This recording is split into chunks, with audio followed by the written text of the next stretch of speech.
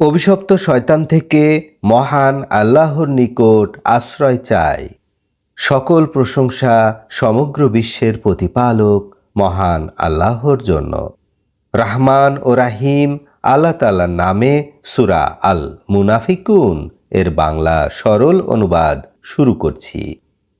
যখন আপনার কাছে মুনাফিকরা আসে তখন বলে, আমরা সাক্ষী দিচ্ছি নিশ্চয় আপনি আল্লাহর রাসূল।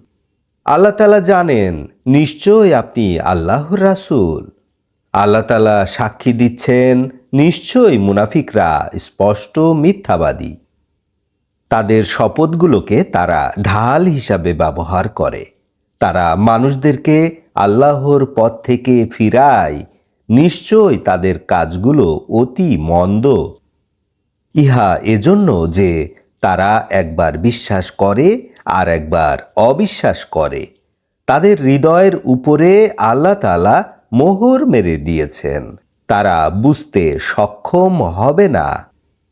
যখন আপনি তাদের দিকে তাকাবেন তখন তাদের দেহ আপনার কাছে সুন্দর মনে হবে। তারা কথা বললে তাদের কথা আপনি শুনবেন। মনে হবে যেন তারা দেয়ালে ঠেকানো কাঠ। তারা প্রত্যেকটা ধ্বনি তাদের বিরুদ্ধে মনে করে। তারা প্রকৃত শত্রু। তাদের থেকে সতর্ক থাকুন। আল্লাহ তাআলা তাদেরকে ধ্বংস করুক। কিভাবে তারা উল্টো পথে চলছে। যখন তাদেরকে বলা হলো, এসো তোমাদের জন্য আল্লাহর রাসূল ক্ষমা প্রার্থনা করবেন, তখন তারা তাদের মাথা ঘুরিয়ে নিল। আপনি তাদেরকে দেখতে পাবেন তারা অহংকারী রূপে ফিরে যাচ্ছে। আপনি তাদের জন্য ক্ষমা প্রার্থনা করেন অথবা না করেন, উভয়ই তাদের জন্য সমান। আল্লাহ তাআলা কখনোই তাদেরকে ক্ষমা করবেন না। নিশ্চয় আল্লাহ তাআলা ফাসিক সম্প্রদায়কে হেদায়েত দান করেন না। তারা বলেছিল, রাসূলের সহচরদের জন্য তোমরা তোমাদের সম্পদ ব্যয় করো না, যাতে তারা চলে যেতে বাধ্য হয়। আকাশ পৃথিবীর মাঝের সমস্ত ধনভাণ্ডারের মালিক আল্লাহ, অথচ মুনাফিকরা তা বোঝে না।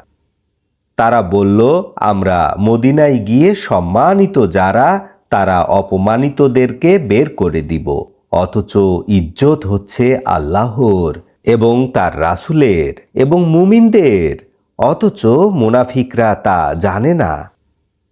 হে ঈমানদারগণ, তোমাদের মাল ও আওলাদ তোমাদেরকে যেন আল্লাহর স্মরণ থেকে উদাসীন করে না রাখে।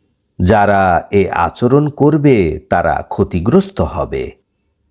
তোমাদেরকে আমি জীবিকা দান করেছি, তোমাদের কারো মৃত্যু আসার পূর্বে উহা হতে ব্যয় করো। অতঃপর তোমাদের কারো কাছে মৃত্যু এসে গেলে বলবে, হে আমার রব, যদি আমাকে সামান্য সময় অবকাশ দিতেন তাহলে আমি সদকা করতাম এবং সৎকর্মশীলদের অন্তর্ভুক্ত হতাম। কারো মৃত্যুর সময় এসে গেলে আল্লাহ তাআলা বিন্দু পরিমাণ তাকে অবকাশ দিবেন না। আল্লাহ তাআলা তোমাদের কর্ম সম্পর্কে বিশেষভাবে অবগত আছেন। আলহামদুলিল্লাহে রাব্বিল আলামিন।